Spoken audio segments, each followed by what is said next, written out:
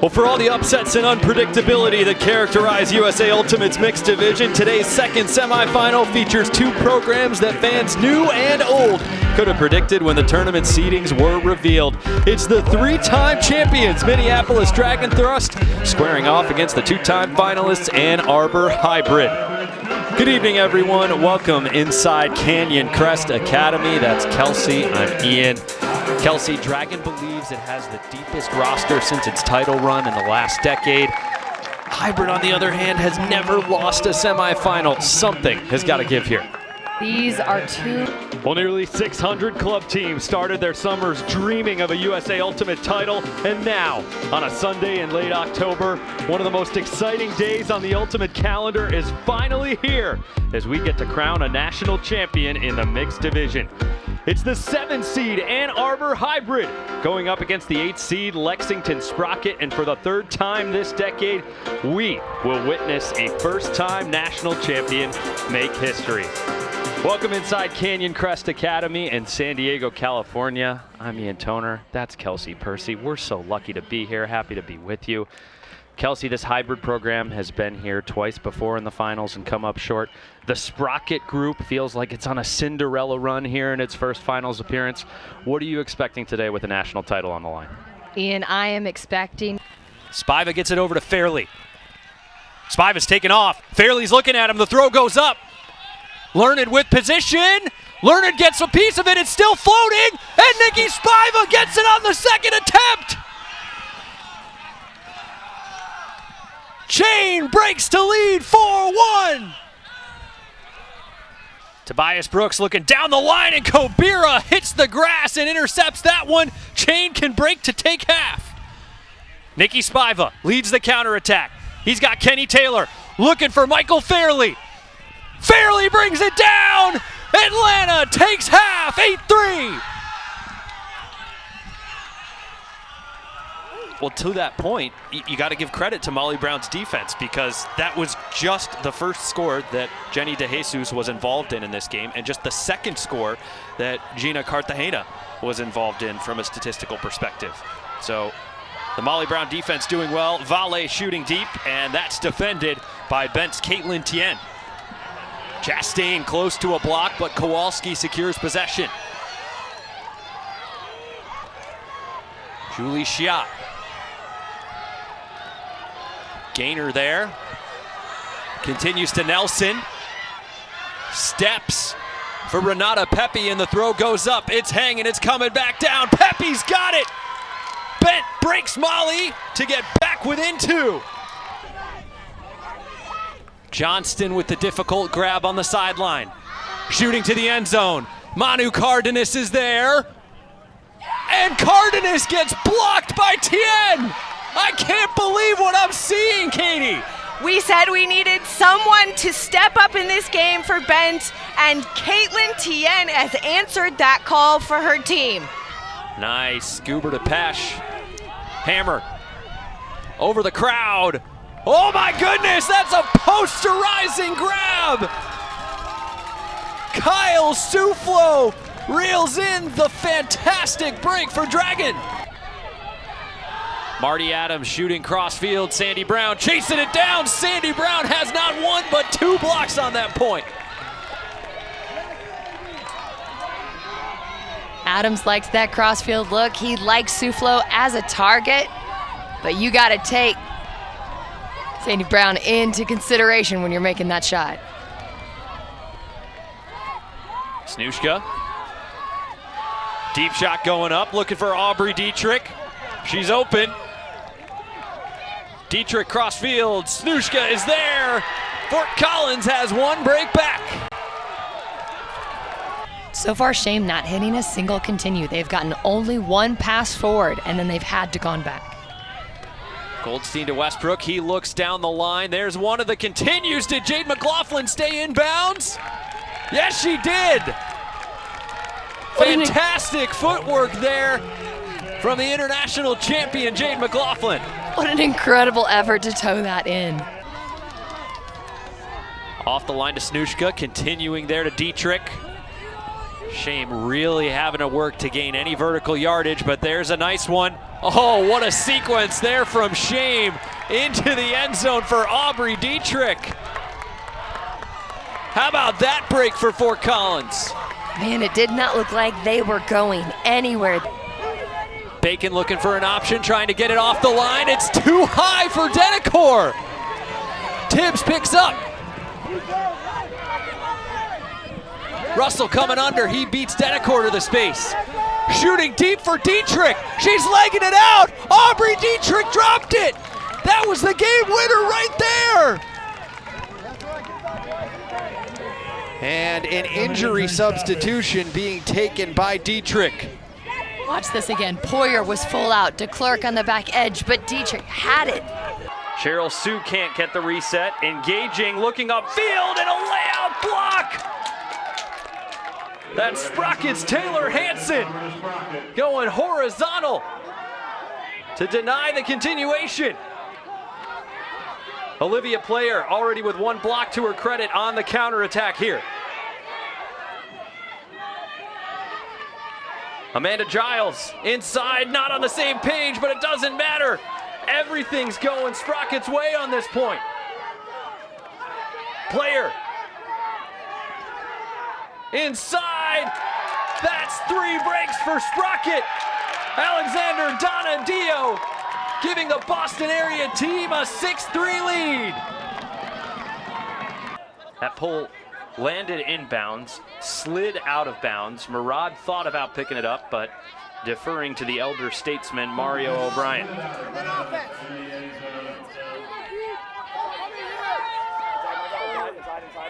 O'Brien. Resetting to Cheryl Sue. Belfield takes off. Throw doesn't go. Rodenberg comes through. Reset to O'Brien. He gives and goes. That's his signature handler movement right there.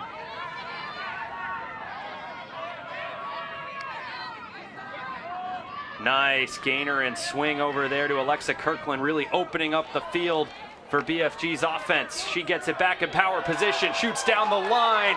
Got an eye on Leah Barr on Simmons, and she makes the grab!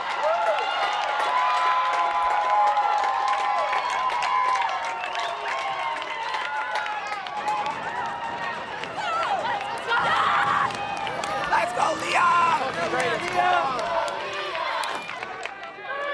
Can Sprocket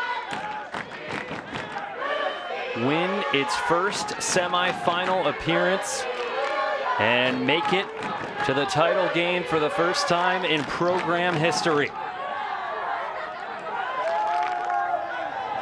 Founded in 2021, took the 3rd bid out of the Northeast region. Their offense with 70 yards to go. Singer finds Tess Johnson.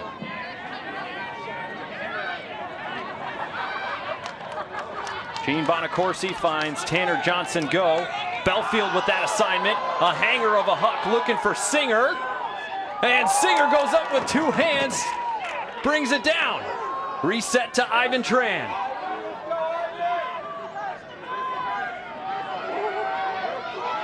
Stalk out rising. Tran floats into the front corner. Tess Johnson is there. BFG has its first loss in 83 days. And Sprocket reaches the final for the first time in program history.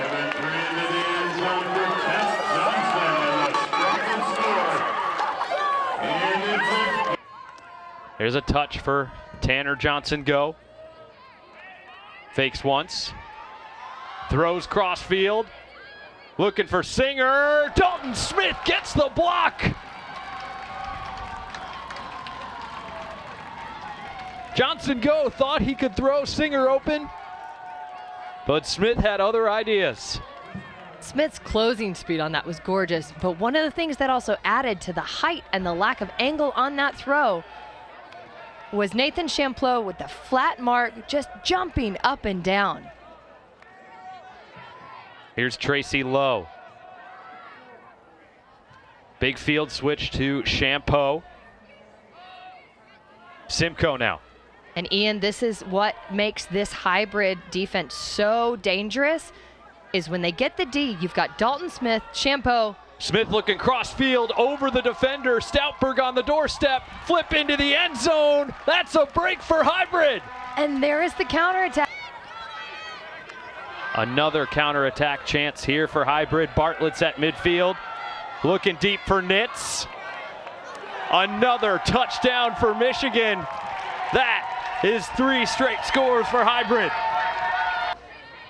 Delgado pulls the trigger. Tanner Johnson going deep. Johnson can't get it. He tried to high point it. Great pressure there from Owen O'Neill. Ian, I don't think I meant to make this point. I might just think it till later. Johnson that's really unusual. He's been so successful at pulling those in, and we're really seeing Johnson go stymied. And with Johnson go stymied, it is rolling out and affecting the entire rest of the Sprocket team. Owen O'Neill hucking, 2 receivers in the area, caught on the doorstep, flipped to the end zone, 4 straight for Hybrid. Bonacorsi to Wall. Blueston comes underneath, can't hang on to it. And it's a short field for Hybrid. Tracy Lowe has been so pivotal to keeping this Hybrid counterattack going all weekend long. Crafty lefty breaks, great chemistry, and she's thrown the assist to help Hybrid take half, 8-3. Ian, she did it before I could even echo my agreement. Mast up to Shapinski, Bartlett streaking, throw goes up, Donadio chasing, it doesn't matter. Bartlett scores again. Well, third member of our broadcast team down on the sidelines is Ian Toner. Good morning, Ian. Good morning, Evan. You're about to see this Rhino D-line take the field in just a moment, and one key piece of that has battled through a ton of adversity this season. David Seelan broke his collarbone on August 4th in the U.S. Open title game, got surgery and a plate in his left collarbone on August 11th. He started running 4 weeks later. He returned to practice in the last month, and he's out here competing for a title. Asked him before this game, has he had any doubt or hesitation about his ability over the course of this tournament? Not a single one entered his mind or came out of his mouth. Excited to see him on the field here with a title on the line. And he was so good in the semis against Machine yesterday, Ian. Thank you. Great start for Freechild and Rhino. Ian, what'd you see on that first D point for Rhino? Well, I saw a lot of patience after the turn, but I talked to Dylan Freechild before that point started, asked him how he was feeling coming into this championship game. He said, "Pony's cooked.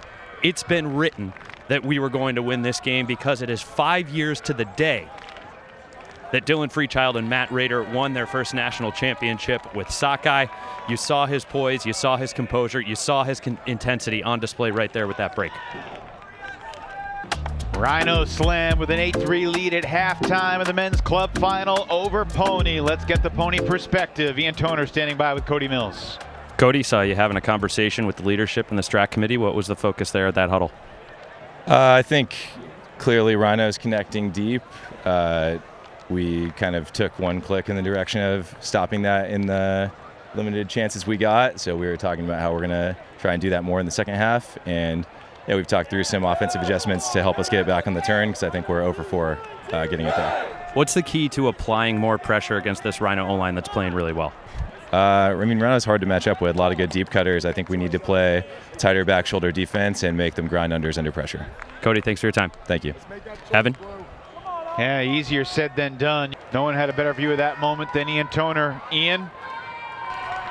That was impressive stuff from Matt Rader. I've heard you guys talk about the next-gen experience and how that helped propel Jimmy Mickle and Dylan Freechild to ultimate stardom. Of course, Chris Kocher and Matt Rader, also a key part of those early next-gen rosters.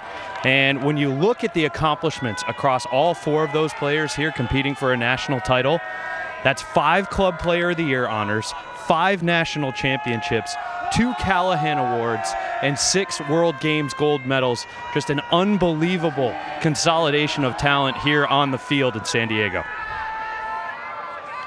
Ian Toner has a trio of new champions. Ian. Thanks, Evan. Here with Jack Hatchett, Rafi Hayes, and Dylan Freechild. You guys are now club national champions. Jack, can you take me through the wave of emotions of competing against a team that you knew so well and battled with for so long and capturing this title against them? Yeah, I mean, I love those guys on Pony. But anyone who's got a sibling knows, the biggest competition is against your friends, and to play some of my best friends is it's a great opportunity, and we kind of kicked their butt. What was it like to transition to a more offensive role, embrace that identity, contribute in that way to this Rhino group? It was really easy. One, because of the personnel we have on our O-line fit my game so well, so I was able to just kind of slot in pretty seamlessly. The second thing is our D-line is one of the best D-lines I've ever seen. This game is one of the best D-line performances that there's ever been in our sport, in my opinion. And so I never felt like any need or pressure to itching to get back on the D-line. I felt like our D-line is unbelievable all season. So the amount of trust I had in those guys made it easy to just buy into my role on the O. Rafi, this is now title number 2 this year after you look back at the gold medal in Australia. How are you feeling right now? This one means so much more. This is my 13th year with the team, and to be here with some of the guys that I started with Dill and with Eli and Timmy, and Bruce is out here too. It just means the world to me. And yeah, this is truly special. And this group of guys on this roster is just incredible. I just want to say hi to my family and to Kenzie. What's up? Can you take me through the O-line mentality in the first half? It just looked like Pony wasn't really able to apply any pressure, and you guys were able to dictate with the routes that you wanted. Yeah, the deep game is back, and it's sexier than ever. Small ball is dead. Hey, let's go. Dylan, second club title for you. I saw you hug Matt Rader immediately after the winning score was caught. What was going through your mind? What were you guys exchanging there? Yeah, Matt and I just felt like we left a lot on the table with Sockeye, and he wasn't sure if he was going to play, and I just begged him, I gave so many years of my career to that team, and I love those guys like brothers. It wasn't just a gift. I got so much from them, and Rader committed to being a part of the community that I grew up in, and we just felt like if we had one more chance, if we had one more crack, everything we learned from those years of not quite getting it, we could help this team, and we could prove to ourselves that we could do it. And so the fact that we actually did it was, surreal. I want to know, given all you've accomplished on the international stage, what you've won previously in club, how does this championship feel for you right now? I mean, it's different. I envisioned answering that question last night because I knew we were going to win this game. And the first one, with Sockeye, we built for 3 years, and there was a lot of pride and a lot of pressure just with the role that I played on this team. I was able to be a little looser here, but that was my first. But this one is created by, like Rafi said, so much more blood and sweat, just from 2011 and from growing up in Eugene. It just has so many more roots, and so it just it grabs me so much deeper, and it's both are equally important to me, and this one just I feel in a different way really deep. I know you've had a lot of coaches, captains, and leaders that have helped you grow along the way. I know Kevin Minderhout is doing his best to tune in from Spain right now. If you could say anything to him if he's watching, what would you say? Oh, Kev. I mean, Kev started it all. Kev gave me so many opportunities to become, the figure that I have gotten to experience in this tiny little community. And so I love you, Kevin. And I know this means as much to you as it does to all of us, so thanks. Congratulations, fellas. Thanks for your time. Go dry off. Thanks. Can I just give a quick shout out to Claudia and Ruby at home? I'll see you soon. Evan? Upsets abound here in Del Mar. Thank you so much for joining us here in the opening round. For Kelsey Percy and our producer, Aidan Shapiro-Leighton, I'm Ian Toner. Appreciate you joining us here on UltiWorld, but we're just getting started. More live coverage coming your way all day long, live on UltiWorld. David has taken down Goliath. Sprocket beating the title favorites BFG 15-12. For our entire crew led by Charlie Eisenhood, my broadcast partners Kelsey Percy and Katie Killebrew, I'm Ian Toner. Thank you so much for joining us live on UltiWorld. Coming up next, it's Dragon Thrust vs. Hybrid. Live coverage rolling on UltiWorld.